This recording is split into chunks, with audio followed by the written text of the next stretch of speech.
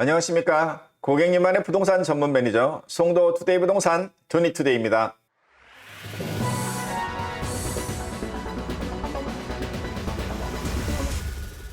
한 주일 동안 평안하셨습니까? 지난주에는 공급 대책 나온다고 그래가지고 얼마나 사람들이 관심을 가졌었는지 몰라요. 한 달 내내 경고했었잖아요. 결론적으로 말씀드리면 압도적인 실망이었습니다. 어떤 내용이었는지 한번 기사를 통해 보시고 또 설명해 드리도록 하겠습니다. 네, 압도적인 공급 대책이라고 국토부 장관이 말을 했었어요. 현재 공급 위축 사태, 인허가가 줄어들었네, 착공이 없네, 그래가지고 앞으로 3, 4년, 2, 3년 그 이후에는 물량이 팍 줄어서 부동산 가격이 올라갈 거에 대한 걱정. 그래서 압도적으로 시장을 지배하는 어떤 무언가를 내놓겠다고 선포를 했었잖아요. 근데 실상으로는 이게 뭐야 하면서 엄청난 실망을 가져다 준 그런 공급 대책 발표였습니다. 공공부분 위주의 공급 대책 말고는 민간 부분에 실질적으로 이행이 가능하겠는가 하는 대책은 없었다고 봐야죠. 그리고 LH가 요즘 하도 문제가 많잖아요. 그러다 보니까 얘네가 공공을 담당을 해서 짓고 할 어떤 신뢰성 이런 것이 가장 큰 문제로 다시 한번 대두된 그런 대책이었습니다. 조금 뜯어서 자세하게 보시겠어요?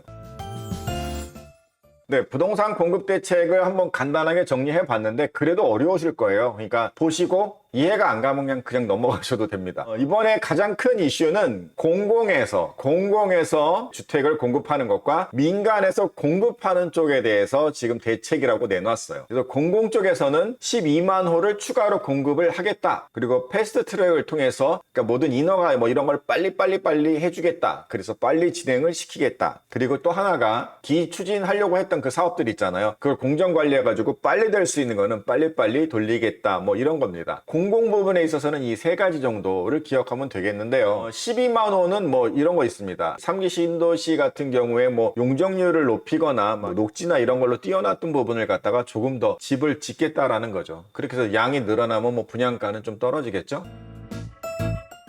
그리고 공공택지 후보를 원래는 내년도에 발표하려고 했는데 이거를 올해 발표를 하면서 8만 5천 호 정도 추가로 공급하겠다라는 얘기를 했고, 민간 물량 중에서 원래 주려고 했었는데 돈이 없어가지고 그랬던 부분을 갖다가 공공주택 용지로 전환을 해서 5천 호 정도를 공급하면 총 한 12만 호가 늘어난다, 그렇게 얘기를 하고 있습니다. 그 다음에는 패스트 트랙을 통한 속도전이라는데 지구계획, 주택사업계획을 동시에 승인한다. 그러니까 어떤 계획을 이렇게 딱 내잖아요. 그럼 너무 허가하는 게 오래 걸린단 말이죠. 그러니까 그걸 동시에 진행해가지고 빨리빨리 하면 이게 한 6개월 이상 단축이 된다고 해요. 여러 가지 있습니다만 이런 검토하는 그 시간들을 짧게 해주겠다. 공공 부분의 주택 공급을 확대하겠다라는 그런 발표를 한 거죠. 그러면 민간 부분은 어떨까요? 건설회사들 있잖아요. 건설회사들이 많이 공급을 할 수 있도록 그 환경을 좀 개선을 해주겠다라는 거죠. 지으려고 입찰은 받았는데 짓지 못해가지고 있는 곳들을 지을 수 있는 능력이 있는데 팔게 하는 공공주택 용지 전매를 한 1년간 한시적이긴 하나 풀어주겠다라는 그런 게 있었고, 그 다음에 공사 과정에서 공사비가 자꾸 오르는데 뭘 얼만큼 올리는지에 대한 어떤 표준적인 그 계약서를 통해서 공사비를 올릴 수 있도록 해주겠다. 이런 정도가 있었어요. 가장 지금 건설회사들 민간에서 집을 못 짓는 이유가 결국 돈이 없어서잖아요. 그러니까 PF 보증 규모를 늘리겠다. 그래서 허그와 그다음에 주택금융공사에서 이 보증 규모를 늘려서 더 많이 보증해 줄 테니까 너네 지어라, 이렇게 하는 거죠. 그리고 대출 한 대를 전체 사업비에서 50%까지 할 수 있었는데 70%를 늘린다 등 이렇게 구체적으로 지을 수 있는 저금통을 크게 해주겠다라는 것이 이번에 민간을 지원하는 공급 대책이었던 거죠. PF 중에서도 부실한 것들을 정리하고 될 수 있는 것들에는 돈을 넣어주는 캠코 PF 정상화 펀드가 있었는데 그 펀드의 그 크기도 또 늘려주겠다. 그러면서 결국은 PF 쪽의 파이, 금고를 넓히겠다라는 그런 대책이 이번에 민간 쪽에 대한 지원 대책이었던 거죠. 그리고 실질적으로 사람들이 많이 기대를 했던 그런 뭐 오피스텔의 주택수 제외라든가 또 생수계에 대한 어떤 이행강제금 문제 이런 것들은 언급하지 않았고요. 다세대나 연립, 오피스텔 이런 것들을 만약에 공공을 위해서 쓰게 되면 건설 자금을 지원을 해주겠다 뭐 요 정도는 있었고요. 지금 작은 주택을 갖고 있는 그런 1주택자들이 무주택으로 청약 특별 공급에 참여할 수가 없었는데 그 금액과 한도를 넓혀주겠다. 무주택자 청약에 가능하게 하겠다라는 정도의 대책이 민간 대책으로 나왔던 겁니다. 그러면 이런 것들을 바라볼 때 시장의 반응은 어땠느냐? 결국은 대실망이었죠.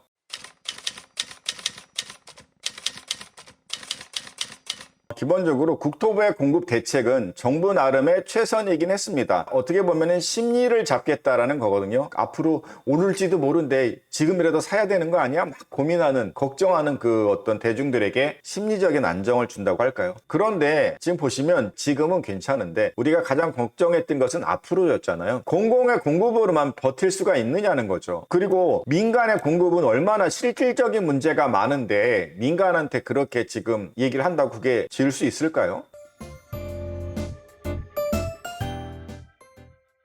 요즘 미국의 주택가격이 굉장히 오르고 있습니다. 그 첫 번째 이유가 무엇이냐? 제로금리에 가까웠던 그 모기지 금리로 대출을 받아서 집을 샀던 사람들이 7%가 넘는 모기지 금리에 대출을 받아서 새 집으로 이사를 갈 리가 없는 거예요. 그러다 보니까 기존 주택에 매물이 없는 겁니다.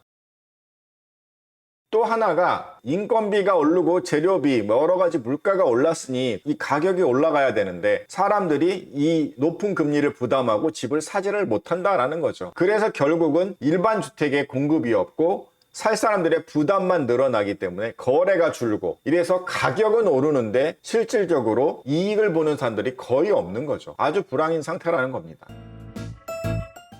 우리 민간의 경우가 바로 그렇다라는 거죠. 손익이 맞아야 집을 더 짓고 그렇게 신청을 하고 착공을 하는 거 아닌가요? 근데 지금 금융비용이 우리나라도 얼마나 올라가고 있어요. 그리고 이미 쌓여온 PF 폭탄이 잔뜩 있는데 여기에 지금 내고 있는 이자도 그렇게 죽겠는데 암만 늘려준들 지금 또 다시 뭐 대출 받아서 지으라고요. 현실적으로 장사하는 사람이 수지가 안 맞는데 그걸 왜 하겠습니까? 굉장히 비현실적인 민간 대책이었다라고 볼 수가 있는 거죠. 미국이나 우리나 다를 게 없어요.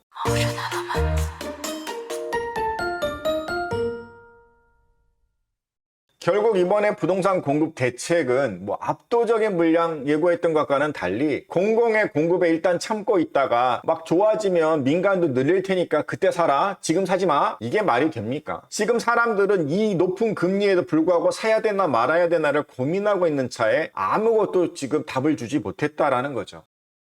결국은 그 멈췄을 때 지난주에도 말씀드렸죠. 덜컹하고 멈췄을 때 지금 타야지 되지 않나 그런 생각을 하게 됩니다. 이 대책이 나오기 전에도 저는 대책이 나와도 멈추게 하는 거지 빠지게 하는 게 아니라고 말씀을 드렸잖아요. 지금 이 부동산업 기차가 이제 막 레일을 타고 가고 있다가 멈췄어요. 지금이라도 타셔야 된다라는 거죠. 지금은 결코 기다린다고 이 가격 내려오지 않습니다. 이번에 결론 덜컹할 때 타랍니다.